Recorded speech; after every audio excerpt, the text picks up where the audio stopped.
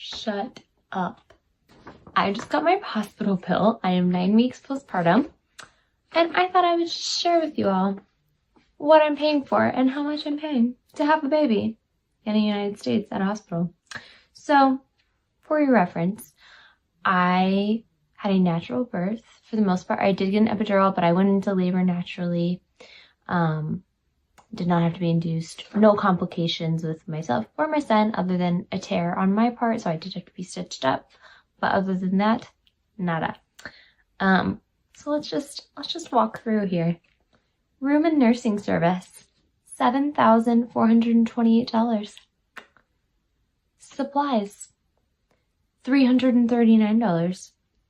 Anesthesia, I believe this is my epidural, $5,442.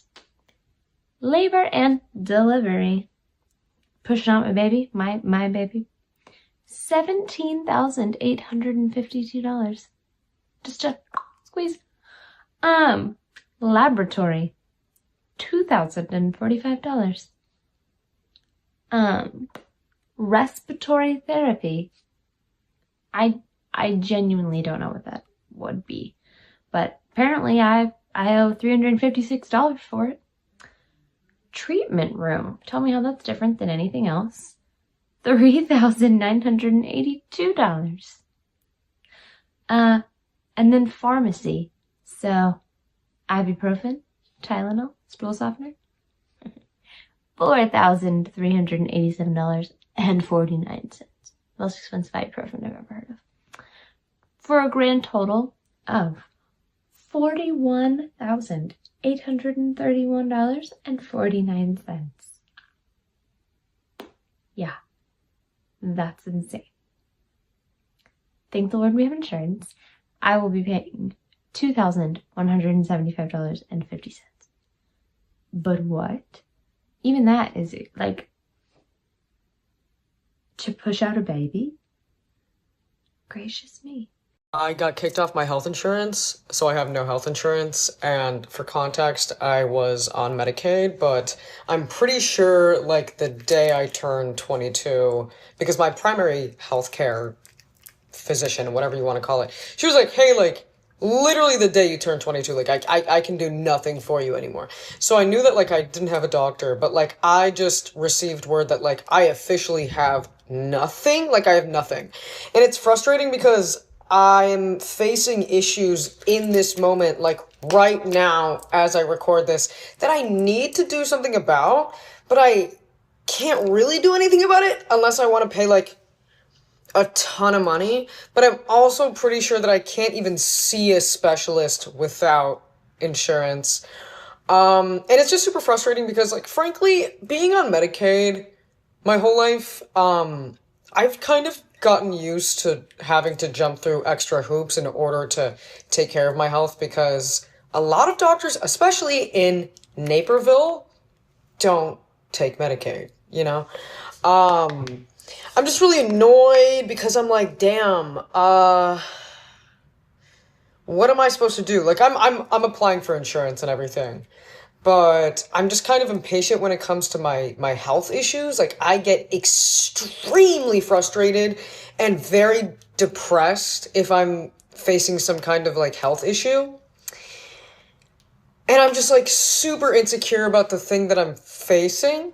So that's great. That's great. I'm not gonna lie, guys, like, all of 2025, I have just been so insecure, like, so insecure in a way that I was not feeling for probably like the majority of 2024. Then again, I always feel this way at the beginning of the year. Like, I'm never like doing well in the winter months. The second it hits like April and it's warm outside, I'm like, life is beautiful. But right now, it does not feel that way. So yeah, that's my update. Gonna eat my Lunchables now. I feel like shit. Here I am being controversial again, and I think I might be being a little rude this time, and I'm not trying to, I promise, TikTok. I was at the gas station up here at the gas station, and the line was like super long, because there was a lady in there buying a whole bunch of stuff. She had like 5 bags of chips, like loose 20-ounce sodas and apple juice and a couple cases of sodas and like 5 or 6 candy bars and 4 subs and all this stuff. And she gets up to the counter and the guy's ringing it up, and it was like $80 worth of stuff. And then she pulls out her EBT card, pays for it with her EBT card. And the clerk asks her, is there going to be enough on this? She says, oh yeah, I have like $3,000 on there.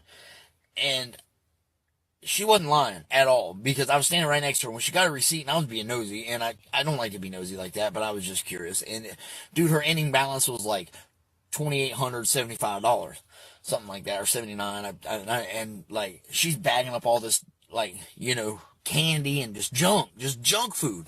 You know, 4 subs from the sub place inside, because they were cold subs. She said she could pay. I asked her, I said, how do you get subs on EBT? She said if they're cold subs, you can buy them, as long as, you know, as they're not hot food. And I was like, oh, well, I didn't know that. I've never been able to do that, you know, because I can't get EBT. You know, when me and my wife were struggling, my ex-wife was struggling, and we had our kids, we couldn't even get EBT. This lady's probably 400 pounds, I guarantee you. She goes outside. I pay for my 2 drinks. She goes outside and gets in a car, a minivan, and she's got a kid in the front seat that's probably 10 years old that's just as freaking big as she is. Just big old, just like. And I'm thinking to myself, man, there's kids starving out here that are dying, and people that can't eat, veterans that can't eat and stuff. And these people are getting all these damn food stamps. And they're spending them on junk. They're not going and buying, like, groceries. They're not buying groceries. They're buying snacks. And eating them with snacks. And then the lady's calves were this big around. They look like damn oak trees, huh? I'm telling you, it was insane. And I'm a big boy, you know. I'm 250 pounds.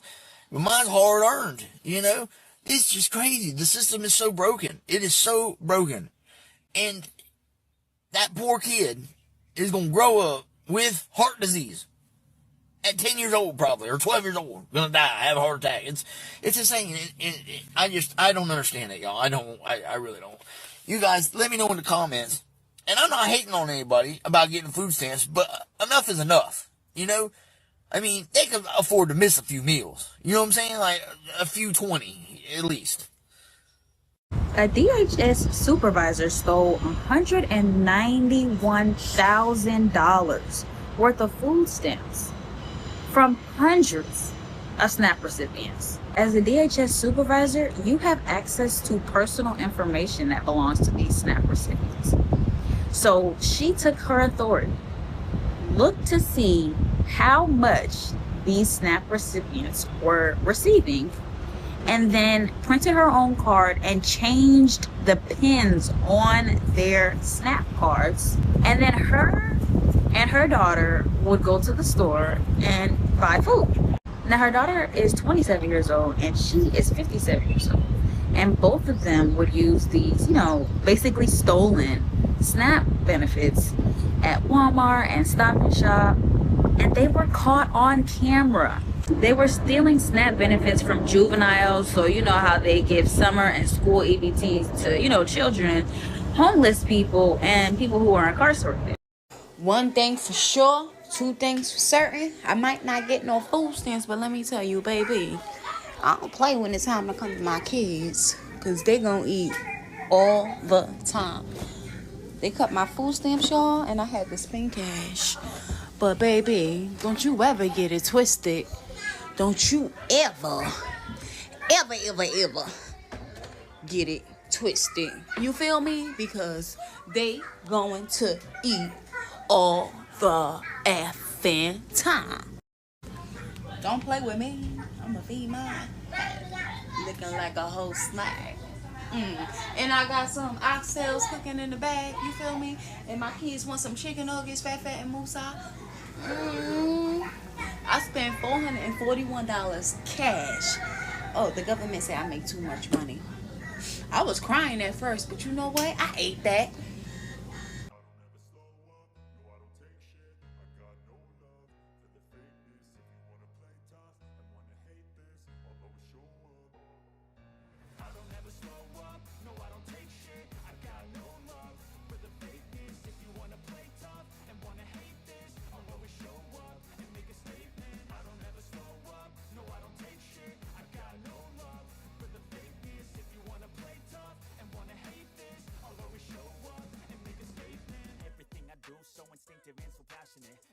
I move so descriptive like an adjective. I got a vendetta against people who patented being negative when you should be getting after it.